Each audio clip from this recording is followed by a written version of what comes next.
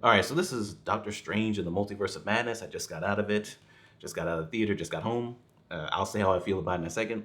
It's directed by Sam Raimi. It's written by Michael Waldron. A lot of times I don't really bring up the writer, but for this one I definitely need to. He's written some Rick and Morty, and I think he wrote for Loki. Um, the writing is definitely something we'll talk about. I'm gonna spoil some things in here, so you've been warned. I don't know how much I'm gonna spoil, but there's certain things that I definitely have to.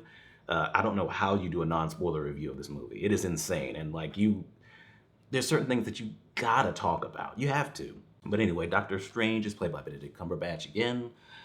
He's attending the wedding of Rachel McAdams' character. I forgot what the character's name is, Christine or something. And she's marrying somebody else, and so there's a whole thing there. They have a little moment. I didn't really care for that romance in the first movie, but whatever. It's got some moments here. There's a girl running away from some monsters that he saves.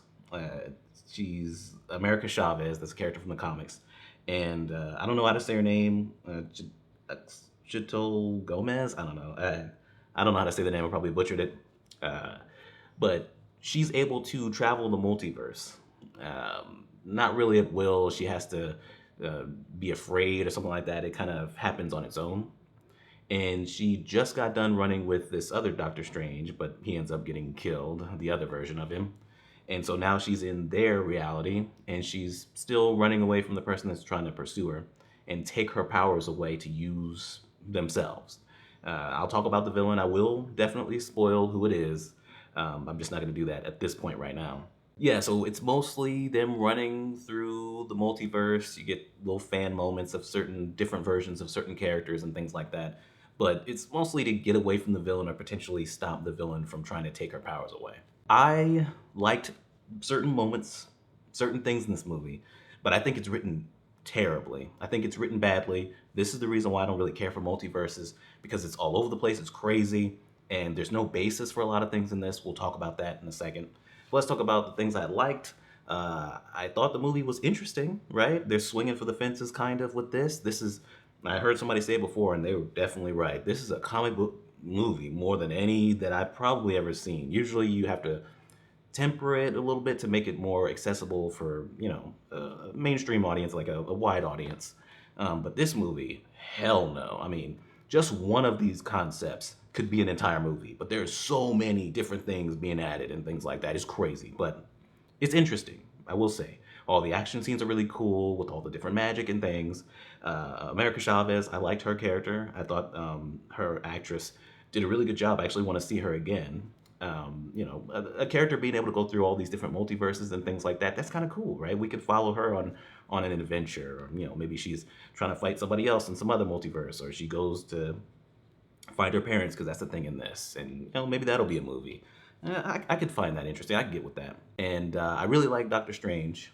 um, I mean, the idea that he's so gifted and he's willing to pretty much do anything to kind of win the day and things like that, and the fact that that could very easily turn him into being, kind of a villain or being dangerous. I like that. I like Doctor Strange that he just kind of does shit. Like, that he just doesn't really think of how things will really affect other things. He's just like, hey, this needs to be done. I'm doing it. And that it causes problems for not just the world or, the reality, the main reality, but other realities too. I like that. The movie is made really well. Like the CG looks really good. There's some moments there that's like, there's one part early on with Wong, and I'm like, that does not look like a human being anymore. Like where he's sliding and things like that when he's fighting a monster. But for the most part, the monsters look good. The magic looks good. All these different locations, like the different realities, look really good when they're going through the realities. And like one of them is they're like paint and they're splitting up into cubes and things like that. It's in the trailer, but that was really cool. Like there is some really good visual stuff going on here. I mean, it is when it comes to the technical stuff, when it comes to the visuals, it's top tier, right? Like it's one of the best MCU movies when it comes to that. That's all the positives I can really think of right now. So I didn't even talk about it. So the villain in this movie is actually Wanda. Wanda, you've seen her in the trailers and things like that. Wanda, Elizabeth Olsen, she is the villain in this movie. And her motivation is fucking terrible. It's awful, especially for as far as she goes. Now, her motivation is that she knows that the kids that she created in, I think it was Westview and WandaVision, so it's a continuation of that. Uh, she knows that somewhere in other realities, in multiple realities, that her sons exist. So she wants to take America Chavez's power so that she can go to other multiverses to be with her sons and stay there and like never come back. Um, there's no real answer to like who the father is with those kids. Like I don't know if Vision and her could actually have real kids ever. If Vision never gets brought up really in this movie almost at all. Like, but whatever. That's her motivation. It's obviously a terrible motivation, but I guess it could kind of work if she didn't go as far as she goes. There's magical books that come out of nowhere. One of the books is evil and she's using it. She can use it to go into the body of herself from other universes and fuck shit up. She's insane. Like people say this is a horror movie, and it is with her because she is just she's a like a force of nature. Like she is she brings devastation everywhere she goes. This movie could easily be a rated R movie. I mean, her kill count is insane. She's scarier than Thanos. Like she is it's crazy. Thanos is a big guy with, he's got the gems and things like that. But for the most part, and up until the snap, his body count is pretty low because he's just trying to get that done. And he's like an ends justify the means type person. If you come up against Wanda, she's fucking killing you. And I'm talking about blowing your head up, killing you, right? There's characters that get impaled. How do you bring a kid to this movie? I really don't know. So she goes through, she kills everybody, she kills a lot of people. And then by the end of it, it's just like all she needs is just like a moment to realize just how much her plan doesn't make sense. And it's over. It's just that quickly. I don't even know where it goes after that. I didn't stay for the second end credit scene. I got shit to do.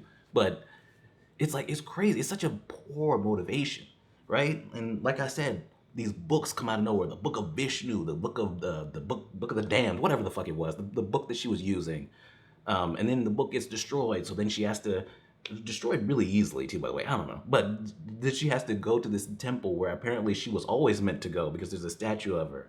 And she's like the queen of whatever the fuck where the runes are. It's like, god damn.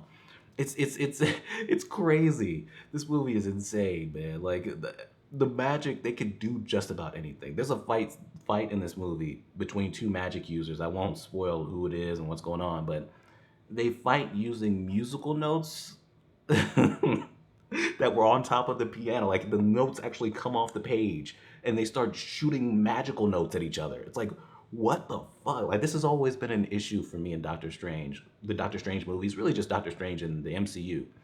There's no basis for anything he can do. He just can just move his hands and things just happen. Like I can't get invested because I don't know what's gonna happen, right? And the same thing goes for Wanda even more so. She makes somebody's mouth disappear at a certain point. They can do anything. They can create anything. They can do anything. Like Harry Potter has magic, but Harry Potter takes time to be like, okay, this is what we do. This is what we can do. Saying the spells or just thinking them. I know what Stupefy does. I know what Expelliarmus does. The Patronus charm. I know these different things. I know Avada Kedavra. I know Crucio and things like that. There's a basis. So when they get into a fight, I can follow what they might do or what they're doing. I can't do that with this movie. It is insane. They can just do literally anything. It's like, oh my God. It really is crazy. Like I couldn't follow it. If you want to know just how crazy the magic gets in this, out of nowhere, Doctor Strange can use the evil book or whatever, the other book. He can use it to transport his consciousness into a version of himself from another reality that was dead. And because of that, he gets attacked by ghosts. And somehow he's able to then control those ghosts to turn them into a cape. And he starts fighting using the ghosts. It's insanity. It can be anything. It's whatever the writer wants at that time is going to happen. Like if you want to know just how bad the writing is in this movie, like there are funny moments and things like that. There's also a kind of a plot hole from No Way Home. No Way Home is badly written. People, you can like it all you want to because of cheap fan service, which there's definitely some of that in here. A lot of that, actually. But the writing is bad in No Way Home, right? So this movie kind of carries on that, where like he mentions, yeah, I did some multiverse things with Spider-Man. It's like, wait a minute, why does he remember that? What do they remember and not remember when it comes to Spider-Man? Do they just not remember that he's Peter Parker? It's really up in the air with that. But that was the one joke that I remember specifically laughing at. Uh, but it's kind of a hole. But the movie still made me laugh because of the writing. There's a secret society in here. And secret societies are in comic books and things like that, like the House of Owls or whatever from Batman or whatever, Hydra. The Marvel and even the MCU has Hydra. Um, but there's another secret society within another reality, and it has different versions of heroes and things like that. And the name of their group is the Illuminati. I laughed my ass off. I was like, there's no fucking way in hell I can give this a positive review with writing like this, right? The way that characters know that alternate realities do exist is because they have dreams.